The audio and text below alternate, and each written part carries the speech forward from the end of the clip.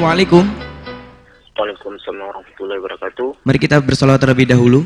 Allahumma sholli ala sayyidina Muhammad wa ala ali Allahumma sholli. Dengan Bapak siapa dari mana? Pak Adi dari Palembang. Baik, Bapak bisa langsung bertanya kepada Buya. Assalamualaikum Buya, saya yang bertanya. Assalamualaikum. Misalkan ada orang yang sedang sakit, sakitnya orang apa? kayak seperti, Sebentar diulang, mohon maaf. misalkan ada orang yang sedang sakit,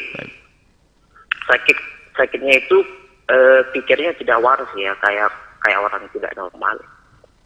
Dan orang ini pernah mengikhlaskan hutang orang tanpa sepengetahuan orang yang berhutang.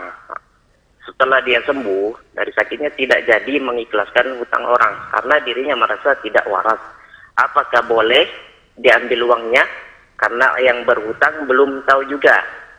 Kata Ustaz di sini katanya dapat satu kebaikan. Nah, yang kedua, misalkan ada seorang anak dan ibu, tapi anak ini sedang sakit ya, sedang sakit. Anak ini pernah ngomong kepada ibunya,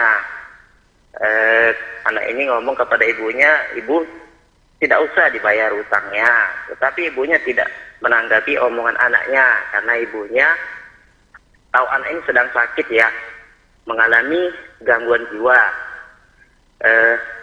dan kemudian ibu ini tetap membayar hutangnya kepada anaknya, dan bolehkah anak ini mengambil uang itu? Karena telah dia ngomong seperti itu pada ibunya. Iya, terima kasih. Assalamualaikum warahmatullahi wabarakatuh. Kami mau mendengar itu ya. Insyaallah, makasih.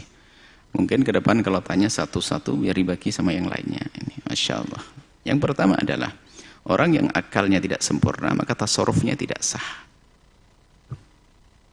Maka yang bertasarruf dengan orang yang akalnya tidak sempurna tidak sah. Jika itu uang yang diberikan boleh diambil kembali. Jika transaksi jual beli dikembalikan. Kalau ternyata yang untung orang gila, yang salah adalah yang sehat. Maka termasuk pembebasan hutang tidak, karena dia akalnya tidak sempurna. Akalnya tidak bisa, seperti bayi, anak kecil dan sebagainya. Nggak bisa. Izinnya juga nggak bisa diterima, seperti anak kecil. Izinnya tidak bisa, memberikan izin nggak sah.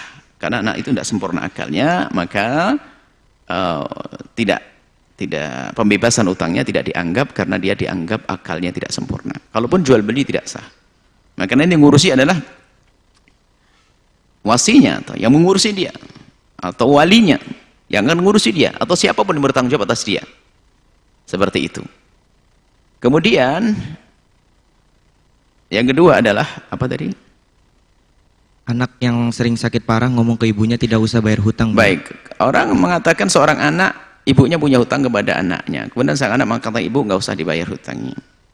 Seorang ibu tidak tega dengan anaknya, ternyata tetap membayar hutangnya kepada sang anak.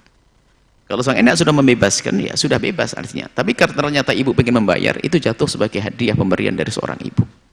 Artinya seandainya ibu tidak membayarnya, tidak dosa, tidak salah.